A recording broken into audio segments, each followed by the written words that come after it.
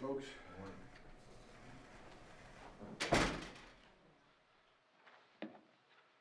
Let me begin by thanking my team here.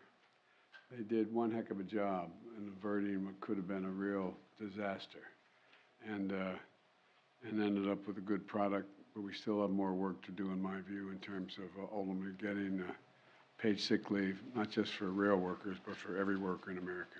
That is a goal I had in the beginning, and I'm coming back at it. So, but good morning. The bill I'm about to sign ends a difficult rail dispute and helps our nation avoid what, without a doubt, would have been an economic catastrophe at a very bad time in the calendar.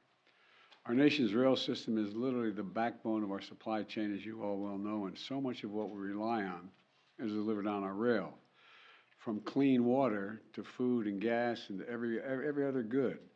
Rail shutdown would have devastated our economy. Without freight rail, many of the U.S. industries would literally shut down.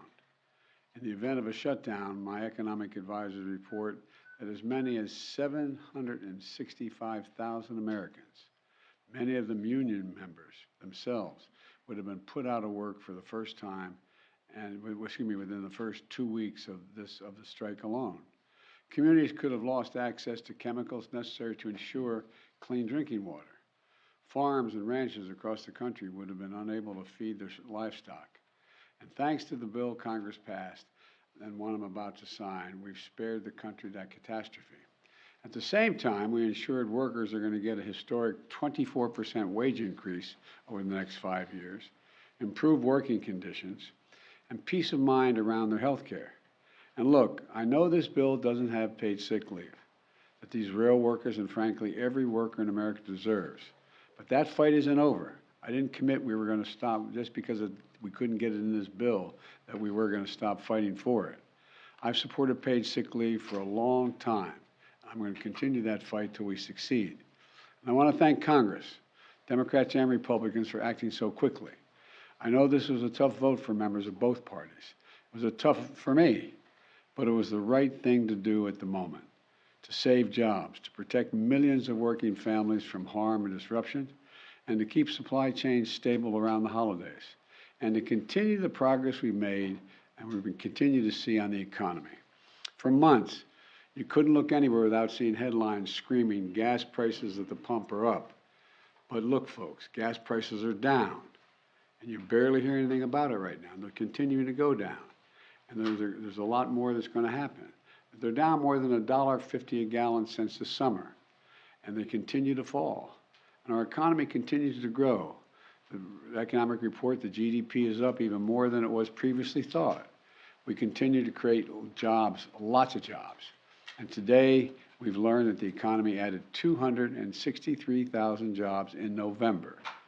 Now, we've now created 10.5 million jobs since I took office, more than any administration in history at this point in the presidency. And 750,000 of them are domestic manufacturing jobs made in America. Unemployment rate remains near an all-time 50-year low, 3.7%. And wages for working families, I want to say this again, wages for working families, in fact, over the last couple months have gone up. These wage increases are larger than the increase in inflation during that same period of time. And so we're in a position now where things are moving. They're moving in the right direction. As we go into the holiday season, here's what this all means. The Americans are working, the economy is growing, wages are rising faster than inflation, and we've avoided a catastrophic rail strike. It means our plan to build the economy from the bottom up and the middle out, you're tired of hearing me say that, but it's working. And the wealthy are still doing very well while the middle class and the poor are having a shot. I want to thank Congress once again for being partners today, for averting this disaster and keeping our economy on a stable footing during the holiday season. I want to thank you all, and I'm going to reach over here and sign this bill and make it official.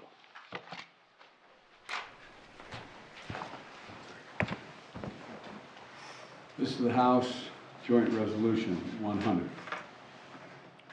Okay.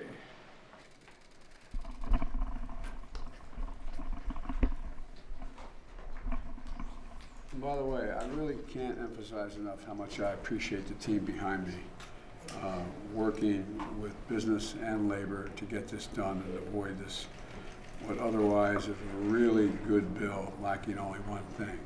And we're going to get that one thing done before it's all over. But anyway, thank you, thank you, thank you. Mr. President, why are you going to Georgia to help Senator Warnock? I'm going to Georgia today to help Senator Warren, not to Georgia. I'm going to help Senator Warren today. I'm doing a major fundraiser up in Boston. Thank you, Today for our next and continued Senate candidate, Senator. Thank you. How soon should rail workers expect sick days? To buy oil and refill the strategic reserves, Mr. As soon President? as I can convince our Republicans to see the light. And is it time for the U.S. government to step in to prevent the spread of hate speech? Thank you very much, everyone. Thank you.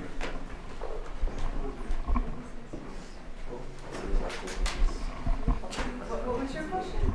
How soon should rail workers expect us?